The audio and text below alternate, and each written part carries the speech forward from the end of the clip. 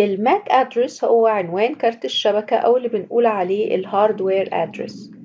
الهاردوير ادرس ده زي ما احنا شايفين فيه حروف وفيه أرقام، كلهم على بعض أو مجموعهم مع بعض هو 12 حرف ورقم. ممكن حد يقولك يا ترى اللي في الماك ادرس ده زيرو ولا حرف الأو؟ هو أكيد زيرو، بس احنا عايزين يبقى عندنا إجابة شاملة أكتر من كده وتقدر إن أنت ترد بيها وتقدر إن أنت ما تتلخبطش بيها تاني أبدا. المفروض إن الماك أدرس فيه الأرقام من 0 ل9 وفيه الحروف من A ل F. عايزين برضو نعرف إشمعنى الحروف دي بالذات وليه الأرقام من 0 ل9 بالذات. مبدئيا كده يا جماعة المفروض إن احنا في عندنا أنظمة أعداد. عندنا أنظمة الأعداد، كل نظام المفروض إن هو بيبقى له وقت مفضل للاستخدام فيه، زي مثلا نظام الديسيمال أو نظام العشري العادي، وده اللي فيه الأرقام من 0 ل9 وبنستخدمه في العد العادي في حياتنا اليومية. يعني مثلا لما أجي أقولك 99 110 15 33 بتعد حاجة معينة، فبيكون ده النظام المفضل بالنسبة لك. في عندنا برضو نظام الباينري، وده اللي مفهوش غير عددين بس هما الزيرو والون، وده بيفضل في الكمبيوترز. الكمبيوتر بيحب يشتغل بالنظام الباينري وبيستخدم مجموعة الأعداد في تمثيل أي حاجة هو عايز يبعتها أو عايز يستقبلها من صور وكلمات وتكست وكل اللي انت نفسك فيه. النظام بتاع النهاردة هو نظام الهكسا ديسيمال، وده نظام بيبقى ليه استخدامات كتيرة جدا، بس محبب جدا في تمثيل الأرقام والأعداد والباترنز الكبيرة، وده لأنه بيلم وبيصغر العدد جدا جدا. ليه طبعا مزايا أخرى كتير، بس أنا بتكلم في الميزة اللي قريبة بالنسبة لنا وتهمنا أكتر حاجة. نظام الهكساديسيمال فيه المفروض الأرقام من 0 ل9 والحروف من A ل F. اشمعنى التقسيمة دي؟ دلوقتي من اسمه هو اسمه نظام الهكساديسيمال. هكساديسيمال يعني فيه 16، هو اسمه كده نظام ال16. 16 دي المفروض يا جماعة إن هو فيه الأرقام من 0 لغاية 15، زي ما بالظبط نظام الديسمال أو العشري كان فيه الأرقام من 0 ل9. هنا المفروض إن ده نظام ال16 ففيه الأرقام من 0 ل15. بس أنت لو تخيلت معايا كده لما بتيجي تكتب عدد معين زي في ساعة أو في بوينتر أو في عداد، فالمفروض إن أنت بيبقى عندك خانة معينة عشان تبتدي تكتب فيها العدد. ولو أنا جيت مثلا قلت إن أنا عندي رقم 1 رقم 2 رقم 5، فبكتب كل عدد في خانة معينة.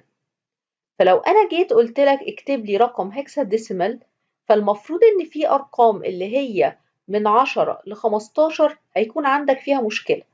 أما الأرقام من 0 ل9 فما فيهاش مشكلة خالص، لأن كل رقم بياخد خانة واحدة بس زي العادي. إنما اللي من 10 ل15 هنلاحظ إن كل عدد واخد خانتين في التمثيل. فأنا ما أقدرش هنا مثلا أجي أقول 12 15 14، ده مش صح، ده مش ممكن. وعشان كده قرروا إن هما يمثلوا الأعداد دي بحروف. يعني مثلا ال10 هي ال A، ال11 هي ال B، ال12 هي ال C، ونفضل ماشيين كده لحد ما بنوصل لإنه ال15 هي ال F. وده مخلي إن فعلا الماك أدرس فيه الحروف من A ل F، وهي اللي بتمثل الأرقام من 10 ل 15. ولو جيت فعلا إن أنت تتكلم عنهم بالتمثيل، فال15 لما بتيجي تحولها لباينري بتطلع 4 وحايد زي ال15 الديسيمال العادية. بس الفكرة في التمثيل هنا أو الكتابة بتكون مختلفة شوية.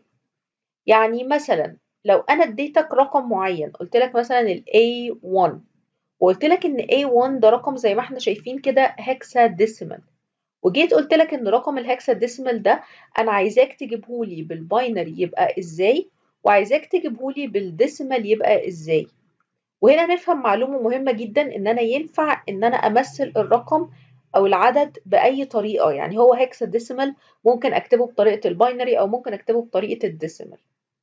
نظام الهكساديسيمال عشان أخده وأحوله لطريقة الباينري، فأنا بحول كاركتر باي كاركتر، يعني مش بتعامل معاهم على بعضيهم كده A1 على بعضيها، لا بفك ال A لوحديها بفك ال 1 لوحدي. فمثلا ال1 لو جيت احوله زي ما احنا عارفين في نظام العشري العادي خالص، إن ال1 هيبقى عبارة عن 0001.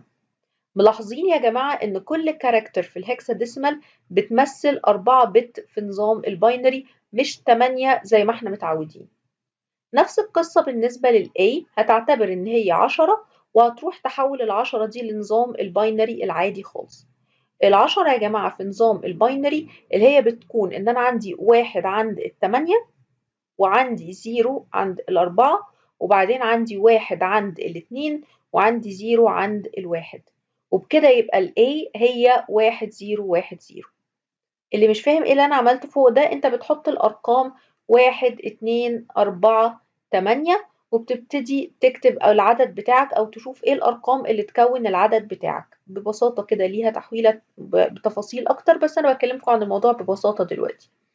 فال10 مثلا هي 8 زائد 2، ال5 مثلا هي 4 زائد 1، مثلا ال12 هي عبارة عن ال8 زائد ال4. بتمشي كده من الشمال لليمين وتبتدي تحط وحايد في الأماكن اللي هي صاحبة المجموع. فنفس القصة هنا إن ال A هي ال10 فال A تبقى 1010. يبقى ده يا جماعة نظام الباينري أو العدد بنظام الباينري، هو عبارة عن 1010 اللي هي ال A لوحديها وبعدين 0001 اللي هو الواحد لوحديه. أما لو العدد ده هو كده أنا عايزة أجيبه بنظام الديسيمال، فنظام الديسيمال من الباينري للديسيمال بيبقى بالتمانية، يعني 1 2 4 8 16 32 64 128، وابتدي أرص العدد بتاعي 1 0 1 0 0 0 0 1 وأجمع اللي جه تحتيه وحايد، يعني يبقى عندي 128 زائد 32 يبقى 160 زائد الواحد يبقى كده ده بالنسبة لي 161. وبكده انت متخيل ان ال A1 بالهكساديسمال هو ال10100001 بالباينري هو ال161 بالديسمال. ومن هنا احنا عرفنا ان انا اقدر اغير او ابدل بين الانظمة وبعضيها، وعرفنا برضو ليه الهكساديسمال نوتيشن ما فيهاش غير الارقام من 0 ل 9 والحروف من A ل F. يا رب يكون الفيديو كان مفيد بالنسبة لكم، وتعملوا له لايك وشير كتير عشان يوصل لأكبر عدد من الناس.